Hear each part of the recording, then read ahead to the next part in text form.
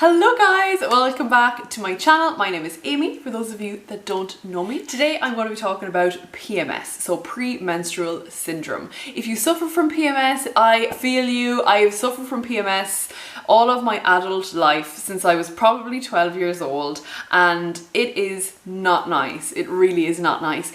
The whole idea of me talking about PMS today, number one, I am PMSing and I have the worst brain fog today, which is making do this video so difficult. I have started this, I would say 10 times, because I literally cannot think straight, and for me that is one of my symptoms of PMS.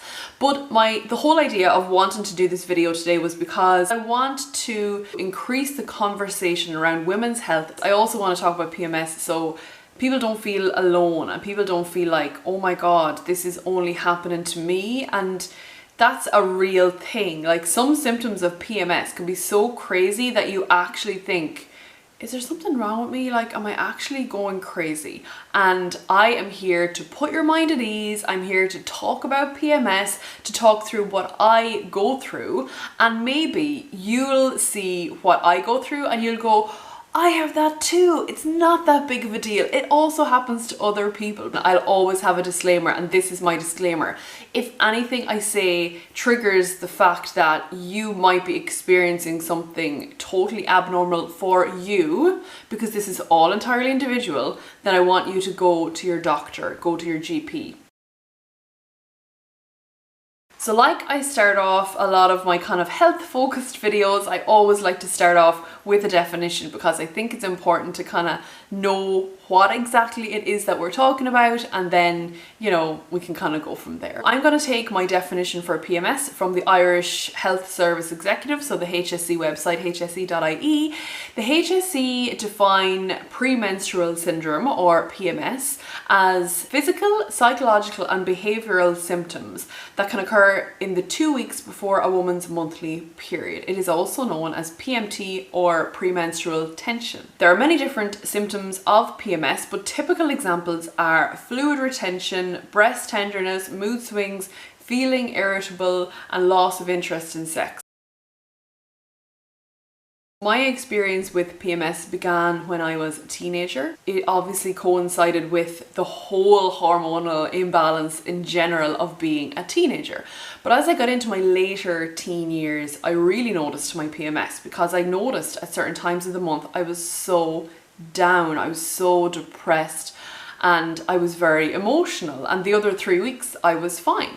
So I didn't classify that as PMS at the time, because I guess like that was back in the, like, what even was it, like late 90s, early 2000s, and while PMS was a term, it wasn't a term used as frequently as it is now in today's age. So I kind of just didn't think it was a big deal. I just thought, oh, I'm in a bad mood, and that's kind of what it was always put down to as well.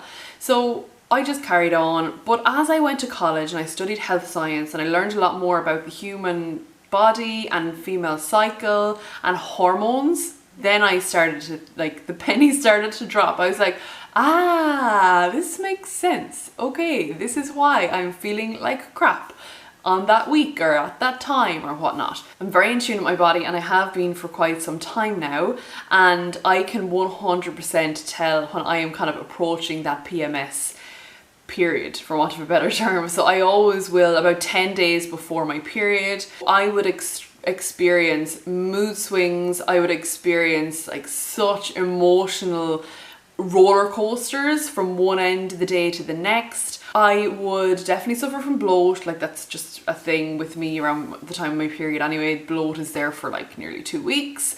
And with PMS, I also experience a drop in energy. So when it comes to definitely within the week before my period, I am exhausted. And even at night, I can't even sleep that well, but during the day, I am just exhausted. And it's not like an, oh, I missed a night's sleep tiredness. It's like a, please don't make me get up out of this chair, I will die, I'm so tired. It's that kind of exhaustion. So they're usually kind of my signals, I suppose you could say, for how I know I am PMSing.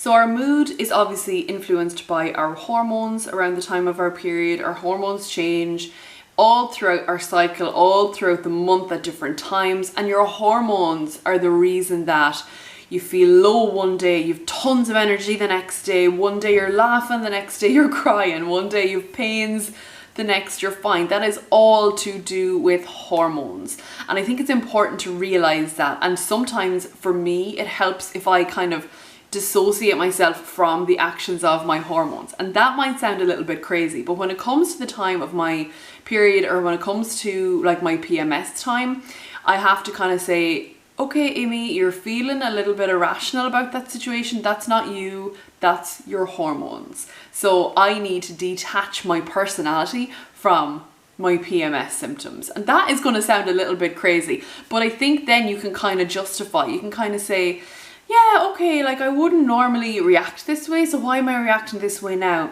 I'm PMSing, okay, right, so let's just take a step back, let's take a minute and let's reassess the situation. So I think that it's important to have that level of awareness about yourself and your body and your personality. Moods as well, naturally enough, can affect other people. So for me personally, I will say to my husband, look, I'm entering into this PMS time, just be aware of that. And it's not like be aware I'm going to bite your head off. It's if I can't make a decision about what I want for dinner, like don't go hard on me, you know, because I, you know, or if I get bad brain fog and I forget something, like that's just because of where I'm at the moment.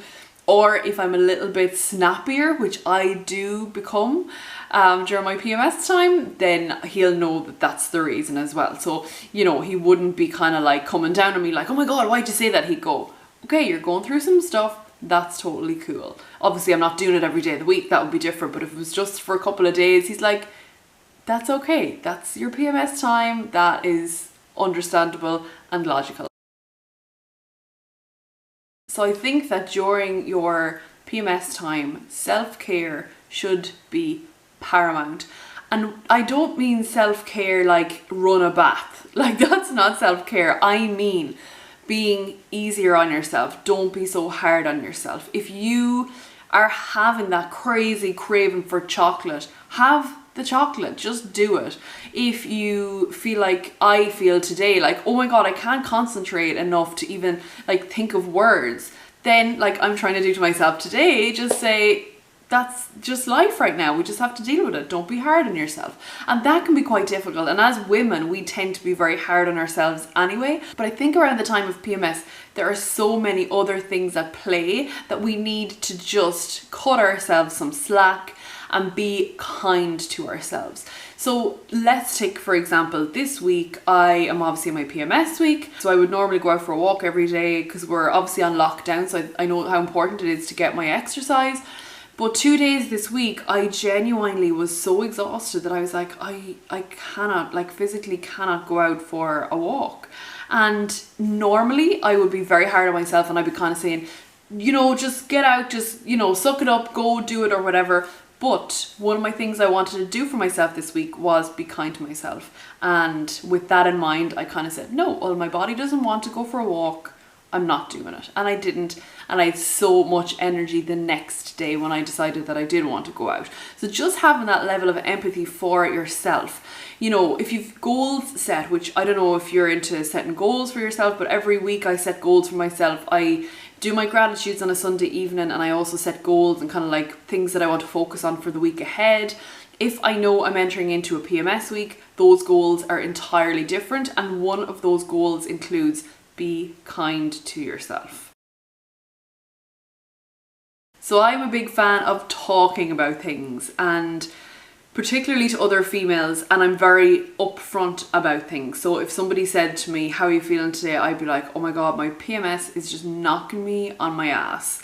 And I'm not saying that for a reaction or to make somebody feel uncomfortable. I'm saying that because I would say that in the same vein as I'd say I have a headache, because I want to start to talk more about these kinds of things. Talking means that you are talking about your symptoms, you're learning from other women, you're learning what they experience and how they, I guess, mitigate those symptoms or how they help themselves, and it just makes for a better experience all around. It also helps to literally just talk to somebody, just to say, I am feeling so low today, and I know it's just hormones and I know it's PMS, but I'm just feeling awful. If you just say that to somebody, that will take that weight off you. So the last topic around PMS that I want to talk about is diet and exercise. I actually listened to an amazing podcast this morning when I was on my walk, and it's by a guy called Shane Walsh. I only literally came across Shanewalshfitness yesterday, and I then started looking down through all of his other podcasts and I came across this one. The one I listened to was called Female Fat Loss. Now, it's not what you think. It's not all about losing weight or anything like that.